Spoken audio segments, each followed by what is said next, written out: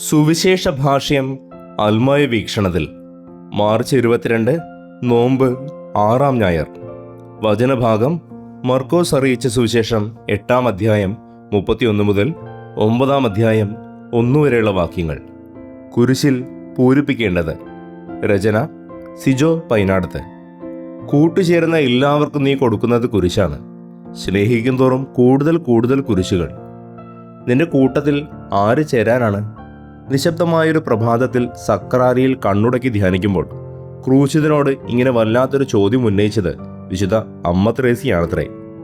തലേന്നത്തെ വേദനിപ്പിക്കുന്ന അനുഭവങ്ങളുടെ കണ്ണീരണിയാണ് അവൾ തൻ്റെ ക്രിസ്തുവിനോട് ഇങ്ങനെ കലഹിച്ചത്. പ്രഭാതം, മധ്യാഹ്നം, ഒരു പകൽ കൂടി അസ്തമിച്ചു. ഉള്ളിലുയർന്ന ചോദ്യങ്ങൾക്ക് സന്ധ്യാപ്രാർത്ഥനയുടെ നേരം അമ്മ ത്രേസ്യ തന്നെ ഉത്തരം കണ്ടെത്തി.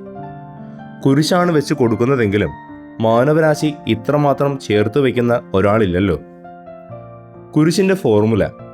കുരിശോളം ചേർന്ന് ക്രൂശിതനെ നെഞ്ചിലേറ്റിയുള്ള പീഡാനുഭവ സ്മൃതി യാത്രകളുടെ വേലുവഴികളിൽ കുരിശിനൊരു വലിയ തണൽമരത്തിൻ്റെ തലപ്പൊക്കമാണ്. വഴികൾ ഓരോന്നും പിന്നിടുമ്പോൾ വാടുന്നവരെയും വീഴുന്നവരെയും ചേർത്ത് നിർത്തി താങ്ങും തണലും പകരുന്നൊരു വൻമരം. കാൽവരി മുതൽ ഇങ്ങോട്ട് കാലങ്ങളേറെ കടന്നുപോയിട്ടും കുരിശാഭിമുഖ്യമാണ് മനുഷ്യൻ്റെ ജീവിത വ്യാകരണം. കണക്കുകൂട്ടലുകൾ പിഴയ്ക്കുമ്പോൾ, കാലിടറി വീഴുമ്പോൾ കുരിശിലാണ് പരിഹാര ഫോർമുല. നിങ്ങളുടെ വഴി കുരിശിൻ്റേതാണെന്ന് അനുയായികളോട് തുറന്നു പറഞ്ഞ ഒരേയൊരു നേതാവിൻ്റെ പേരാണ് ക്രിസ്തു.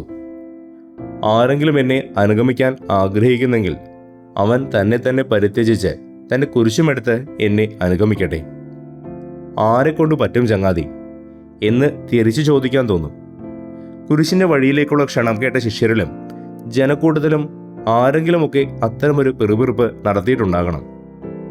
മനുഷ്യപുത്രൻ വളരെയേറെ സഹിക്കുകയും ജനപ്രമാണികൾ, പ്രധാന പുരോഹിതന്മാർ, നിയമജ്ഞർ എന്നിവരാൽ തിരസ്കരിക്കപ്പെടുകയും വധിക്കപ്പെടുകയും 3 ദിവസങ്ങൾക്ക് ശേഷം ഉയർത്തെഴുന്നേൽക്കുകയും ചെയ്യേണ്ടിയിരിക്കുന്നു. തൻ്റെ പീഡാനുഭവവും ഉദ്ധാനവും എങ്ങനെ എന്നതിനെക്കുറിച്ചുള്ള 1-ാം പ്രവചന നേരമായിരുന്നു അത്. അനന്തരം കുരിശിൻ്റെ ഭാഷയെ അത്ര എളുപ്പമല്ലെന്ന് പലരും പെറുപെറുത്ത സമസ്യയെ ക്രിസ്തു പൂരിപ്പിക്കുകയായിരുന്നു. അവൻ കുരിശു വഴികളെ പൂരിപ്പിച്ചത് വാക്കുകൾ കൊണ്ട് മാത്രമായിരുന്നില്ല, ശരീരം കൊണ്ടുകൂടിയായിരുന്നു.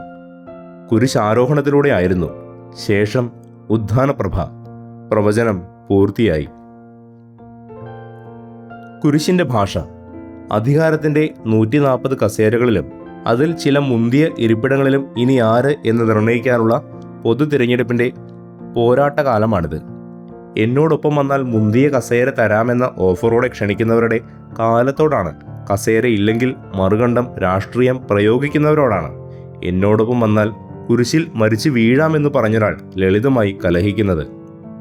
അധികാരത്തിൻ്റെ പണക്കിലുക്കത്തിലും അതിലേക്കുള്ള റോഡ് ഷോ ആരവങ്ങളിലും കുരിശിൻ്റെയും ക്രൂശിതൻ്റെയും ക്ഷണം അധികമാരും കേൾക്കാനിടയില്ല. അവർക്ക് കുരിശ് ഒരു എടുക്കാച്ചരക്കാകും. കസേരകളുടെ അധികാര ഭാഷയല്ലല്ലോ കുരിശിൻ്റെ സഹനഭാഷ. അധികാരത്തിൽ നിന്ന് ആത്മരക്ഷയിലേക്ക് അധികമാണ് ദൂരം. കുരിശിൻ്റെ നേട്ടം.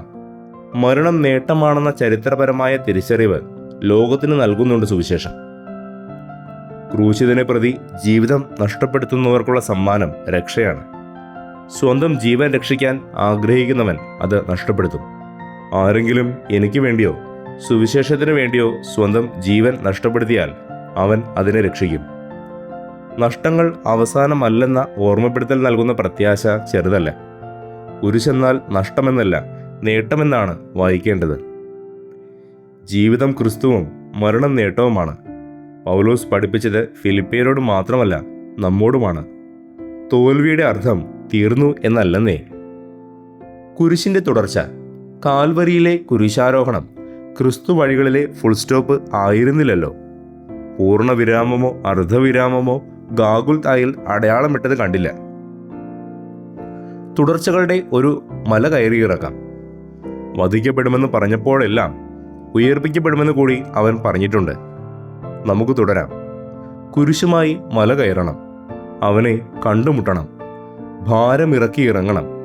അവൻ്റെ തുടർച്ചയാകണം. എല്ലാം വെട്ടിപ്പിടിച്ച് ഇഷ്ടങ്ങളെ നിറവേറ്റുന്നവർക്കല്ല, അവൻ്റെ ഇഷ്ടം നിറവേറ്റുന്നവർക്കാണ് ആത്മരക്ഷ. ഒരുവൻ ലോകം മുഴുവൻ നേടിയാലും തൻ്റെ ആത്മാവിനെ നഷ്ടപ്പെടുത്തിയാൽ അതുകൊണ്ടവൻ എന്തു പ്രയോജനം? മനുഷ്യൻ സ്വന്തം ആത്മാവിന് പകരമായി എന്തു കൊടുക്കും? കാലാതീതമായ 2 ചോദ്യങ്ങൾ. അന്ന് അതുറക്കെ ചോദിക്കാൻ ക്രിസ്തുവിനല്ലാതെ മറ്റാർക്ക് കഴിയും? ഇന്നും അവൻ ഈ ചോദ്യങ്ങൾ നമ്മോട് ചോദിച്ചുകൊണ്ടേയിരിക്കുന്നു. നമ്മുടെ ആത്മരക്ഷയെക്കുറിച്ച് അത്രമേൽ ആകുലപ്പെടുന്ന, തൻ്റെ ആത്മാനുഭവങ്ങളിലേക്ക് ആർദ്രമായി നിരന്തരം ക്ഷണിച്ചുകൊണ്ടേയിരിക്കുന്ന ക്രിസ്തു ഇന്നവൻ്റെ കുരിശുമര തണലിലേക്ക് ഒരു കാൽപ്പാടോളം അളവ് അധികമായി ചേർന്നിരുന്നാലോ?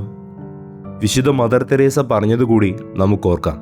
ക്രിസ്തുവിന് ചുംബിക്കാനുള്ള അകലത്തിൽ ഞാൻ എത്തി എന്നതിൻ്റെ അടയാളമാണ് എൻ്റെ സഹനം.